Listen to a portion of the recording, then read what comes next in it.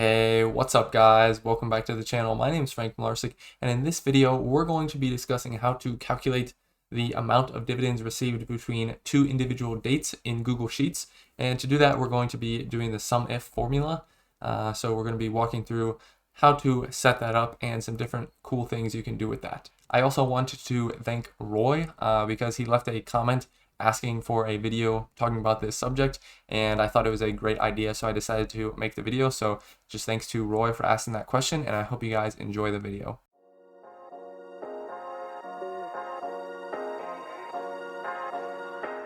If you find value in my videos, make sure to like and subscribe so you don't miss out on future content. This is Frank Mularcik.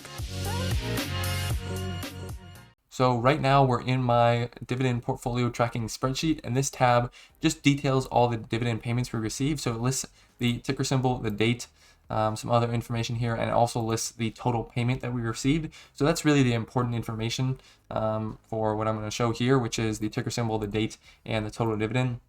So I'm just putting my start date and end date in these two cells here, and I can edit them. And the neat thing is, once you put something that Google Sheets recognizes as a date, then you can actually double click on the date and it'll pop up a little calendar, and you can, choose some other date on the calendar, which is pretty nifty and pretty easy to use, because once you have that one date typed in, you can just quickly go in and edit and find another date without having to type it.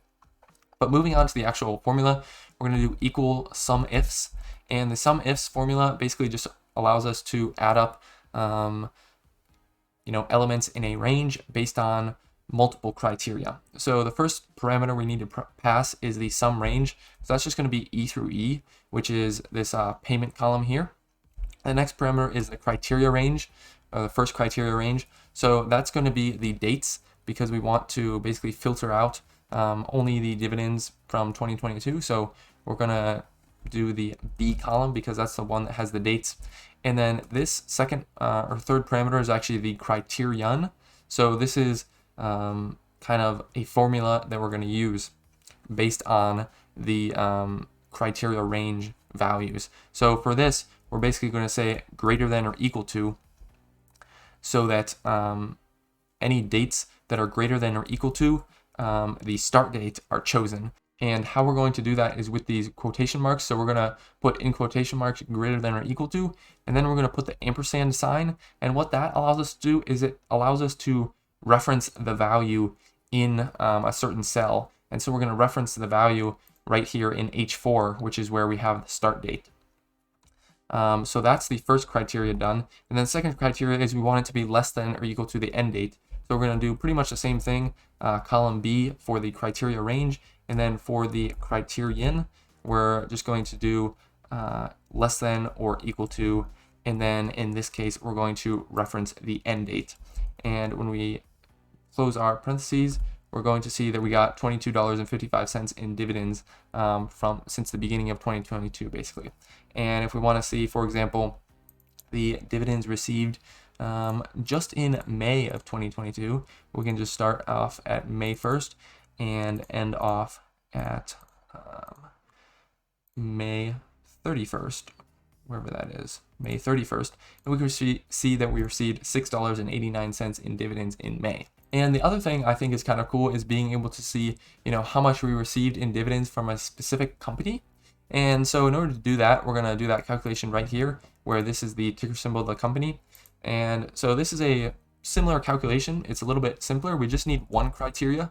So we're going to do Sumif.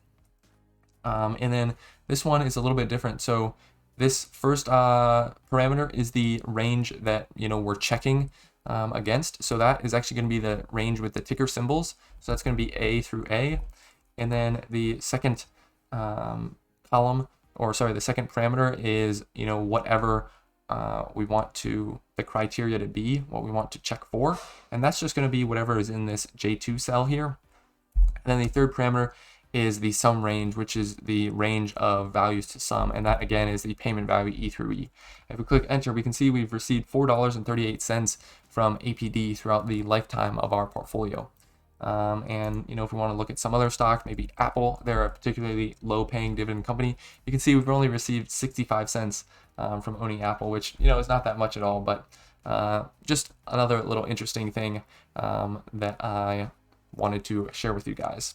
I hope you guys found the video helpful. If you have any questions, definitely feel free to leave them in the comments down below. I'll leave some links to some other videos I've made about my spreadsheets and some scripts that you guys can actually use for free to help your spreadsheets along and help show some little bit more advanced data. So if you want to check those videos out, I'll leave those down in the description. And just want to thank everyone for sticking around to the end of the video. I will see you in the next one.